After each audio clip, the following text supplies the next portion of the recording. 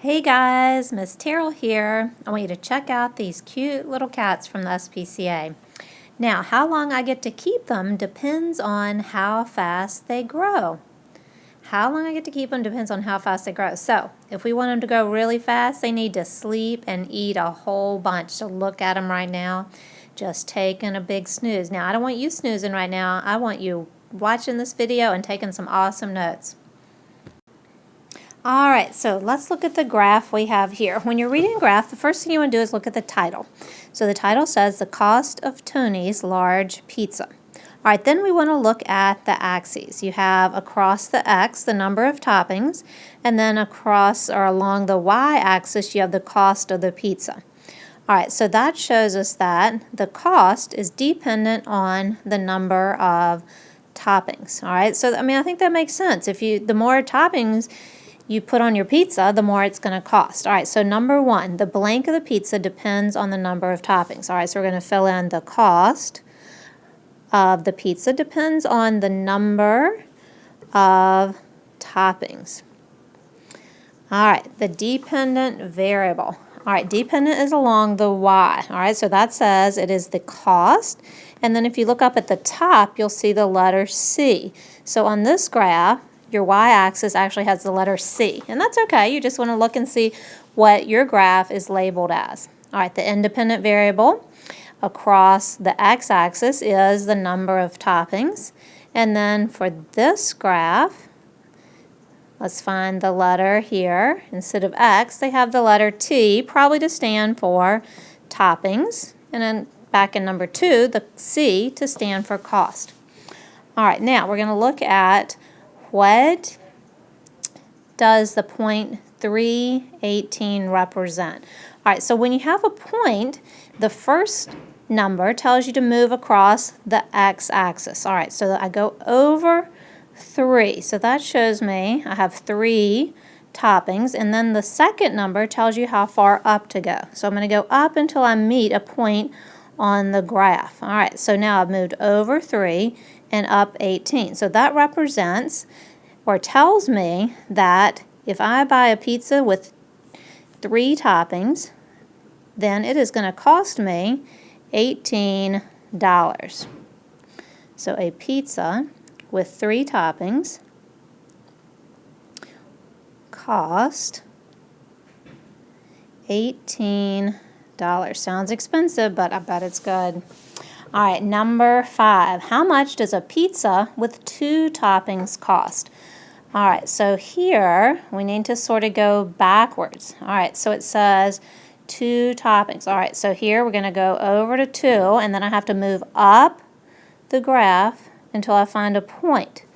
All right, so that ends up moving across to the 16. All right, so with 2 toppings, it's going to cost me $16. All right, now for the next one, I'll get rid of that. All right, it says if a pizza costs $20, how many toppings are on the pizza? All right, so you got to find the cost. All right, so if I look up here at the cost, and let's see, that's going to be $20. All right, so I'm going to go over to where I have a point on the graph, and then I'm going to go down to find the number of toppings. All right, so for this one, there are 4 toppings when it costs $20. All right, now number 7, let's work out some more math here. Find the percent increase in the cost of a pizza with 1 topping to a pizza with 3 toppings. All right, so here's our clue, percent increase. So the 3, since that's bigger, that's going to be our new value. 1 topping cost is going to be our original or old. All right, so we're going to write over here n minus O. No! Over O. I love that formula. It's so helpful in remembering this. All right, so the new price, okay, that's going to be the one with 3 toppings. All right, so I've got to go back over here to my graph. I'm going to erase that red line, and I've got to find the cost for 3 toppings. All right, we've already done that, but let's look again. All right, 3 toppings. That's going to move me up here, up and over. So that would be $18. And then the original with 1 topping, all right, so I'm going to go over here come up, and I see that that one is $14. All right, so now I'm going to plug it in my formula. 18 minus 14 over 14. I like how the second number and the bottom number are always going to be the same. That's a good way to check yourself. All right, so 18 minus 14 is 4 over 14. Okay, I could reduce that fraction, divide both of them by 2, and I get 2/7. And then I want to change it to a decimal. All right, so there, oh my goodness, I forgot my calculator. Be right back. Okay, so that gives us 0.2857. All right, now I write down 4 because I know I need to move my decimal over 2, and I want to be able to round it to the nearest tenth. So that's going to give me 28.6% increase when I go from 1 to 3 toppings. Very cool. All right, hope you're taking awesome notes. Let's move on to the next one. All right, let's check out this next graph here. It says the graph at the left shows the speed of the traffic is based on the density of the traffic in a given lane. All right, let me think about what that might mean. How dense something is. That means it's like packed together. So if there's a lot of cars on the road, that means I'm probably going to be going a lot slower. All right, so let's look here. Number 1, the blank depends on the blank of the traffic. All right, so that's going to be the speed. The speed of the traffic depends on the density of the traffic. I can't spell, so let me get that fixed here. Density, correct. There we go. That's looking a little better. All right, now the dependent variable. All right, so we just said the speed. That's across the y. So that's going to be your dependent variable. Number 3, the independent variable. Well, you can't determine always the density, all right? How many cars are going to be out there. So that's going to be your independent variable. Boy, I am just having trouble spelling that word today.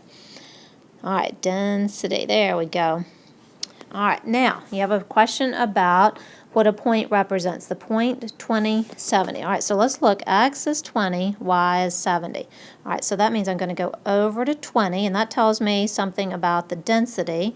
And then the 70 tells me the speed. All right, so that means when there are 20 cars, if there are 20 cars out, then the speed will be about 70 kilometers per. All right, what is the speed of the traffic if there are 80 cars in the lane? All right, so I want to go over, find the axis that has the density on it, and it says 80, and I'm going to come up here to where my line meets the actual graph, and then I'm going to have to go across. Now notice it doesn't land exactly on 30 or on 40. It's closer to 40. It's not even halfway in the middle. So I'm going to say it's about 38. Okay, you sort of have to estimate that, and that's why I'm going to say about 38 kilometers per hour. All right, now number 6. If the speed is 20 kilometers per hour, what is the density? All right, so the speed is 20, so I'm going to have to come on the axis that has to do with speed. Then I'm going to follow the graph over till it meets the line, and then it's going to come down to figure out the density. All right, so it's between 100 and 120.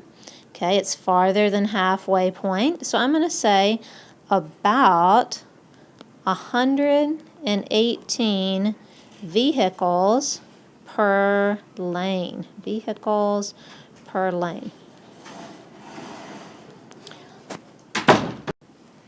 All right, and then finally it says if the speed is 10 kilometers per hour, what is the traffic density? All right, so we're going to again find the 10 along the speed, along the y-axis, and we're going to follow it over to the line and then straight down, and that looks like about 130 vehicles per lane. All right, guys, did a great job. There's the bell. All right, you're going to do some independent practice now. Good luck.